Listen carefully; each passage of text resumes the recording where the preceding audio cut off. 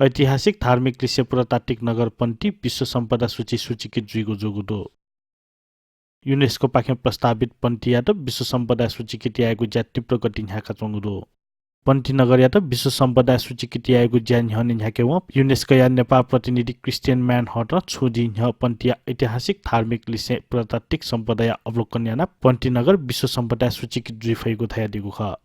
थनया मठ मन्दिर लिसे पुलाङ्गु नेवा मौलिकता गुबिना चोंगु छे या त विश्व सम्पदा सूचीकृत या त तयार जुगु ख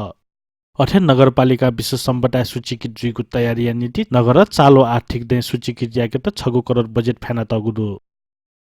पन्टी या त अझ सम्पदा जन्ने देगे त आवगु गुरु योजना कथन तत्काल सुरु याइगु व थनया पाटी पौवा सत देग उछे या त परम्परागत शैली देखेगु ज्यान्हागे टेंगु ख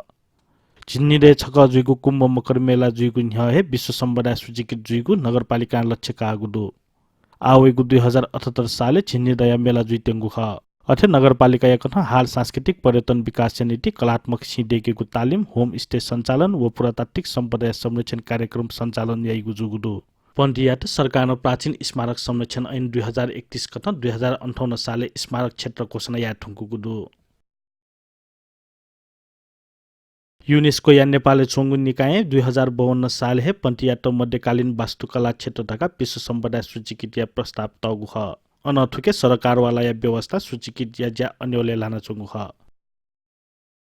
पुरातात्विक विभाग या कठै नेपाल या पेंगु क्षेत्र या त विश्व सम्पदा सूची सूचीकृत या न तगुदो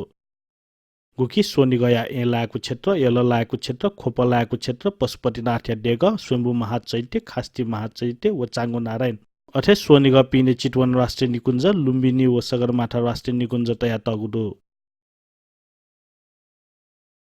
नेपालले आत्तको पन्टीसहित झिन्यागु ऐतिहासिक एवं पर्यटकीय स्थल या त विश्व सम्पदा सूची सूचीकृत या त युनेस्को समीक्षा प्रस्ताव याना तगुदो